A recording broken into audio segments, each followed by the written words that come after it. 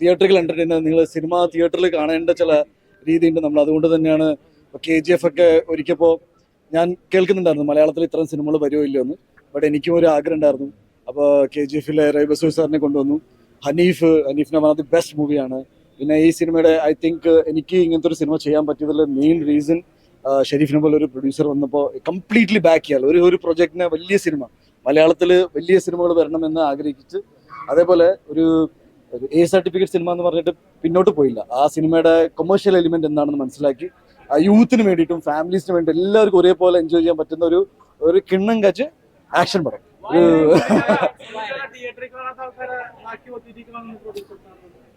എങ്ങനെ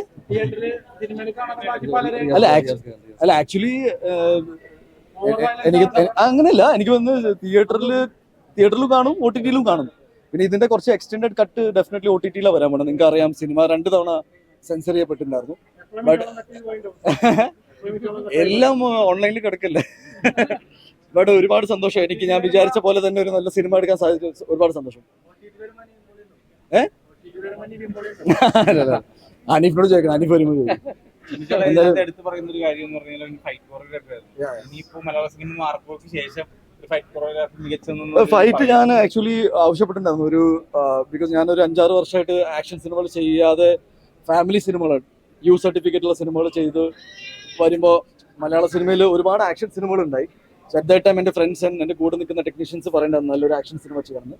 ബട്ട് ഞാൻ ചെയ്യുമ്പോൾ എനിക്ക് ഒരു ബെഞ്ച് മാർക്ക് സിനിമ ചെയ്യണമെന്നുണ്ടായിരുന്നു. ഐ തിങ്ക് മാർക്ക് ഒരു ബെഞ്ച് മാർക്കാണ്. ഇതിന് മാർക്കോയ്ക്ക് ശേഷം വരാൻ പോകുന്ന സിനിമകൾക്ക് അറ്റ്ലീസ്റ്റ് ആക്ഷൻ സിനിമകൾക്ക് ഇതിന്റെ മുകളിൽ എന്തെങ്കിലുമൊക്കെ ചെയ്യേണ്ടി വരും. Which I am very happy. എൻ്റെ എല്ലാ ഫ്രണ്ട്സാണ് അവരെല്ലാവരും. അത് ബിക്കോസ് നിങ്ങളെല്ലാവരും സിനിമയെ സപ്പോർട്ട് ചെയ്ത് ആക്ഷൻ സിനിമകൾ വലിയ ബഡ്ജറ്റിൽ ഒരുക്കി തിയേറ്ററിൽ കൊണ്ടുവരുമ്പോൾ നിങ്ങളെല്ലാവരും ഒന്ന് കണ്ടു എന്ന് പറയുമ്പോൾ എൻ്റെ കരിയറിൽ തന്നെ ഏറ്റവും വലിയ ഓപ്പണിംഗ് ആണ്.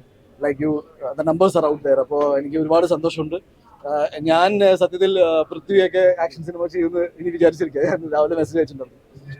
ജഗദീശൻ പറഞ്ഞു വയലൻസ് ഇനി മാർക്കോക്ക് ശേഷം എന്താണെന്ന് നിങ്ങൾക്ക് കാണാമെന്ന് പറഞ്ഞിരുന്നു. അപ്പൊ പ്രേക്ഷകരെല്ലാവരും പറഞ്ഞത് അത് പറഞ്ഞതുപോലെ തന്നെ നടന്നു. Thank you so much. എന്ന് വെച്ചാൽ ജഗദീഷ് ഏട്ടൻ, സിദ്ദിഖേട്ടൻ, ആൻസൺ, അതേപോലെ തന്നെ ഈ സിനിമയിൽ വർക്ക് ചെയ്ത ഒരുപാട് ആക്ടേഴ്സ്, പുതിയതായിട്ട് ഡെബ്യൂ ചെയ്ത ആക്ടേഴ്സ് ഉണ്ട്. നമ്മുടെ കബീർ ദുഹാൻ, പിന്നെ യുക്തി, I mean lot of actors. ഇവരെല്ലാവരും ഗംഭീരമായിട്ട് പെർഫോം ചെയ്യുന്നുണ്ട്.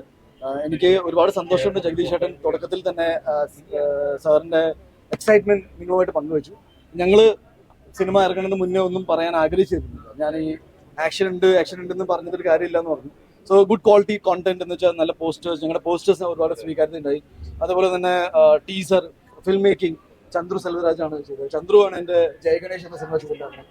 ഇപ്പോൾ ജയഗണേഷിൽ വർക്ക് ചെയ്ത നമ്മുടെ ഗ്രഹാൻ ഇതിലുണ്ട് കൊച്ചായിട്ട്. അപ്പോൾ ജയഗണേഷിൽ നമ്മൾ ഏതാണ്ട് വിഷു കഴിഞ്ഞ് പോയിട്ടുണ്ടായിരുന്നു. വിഷു അല്ലേ ജയഗണേഷ്? ക്രിസ്മസ് എനിക്ക് കുടുംബ പ്രേക്ഷകർ, കുട്ടികള് അല്ലെങ്കിൽ അമ്മമാർ, അങ്ങനത്തെ ഒരു ഓഡിയൻസ് ഉള്ള ആളാണ്. പക്ഷെ ഈ ഒരു പടം അങ്ങനെ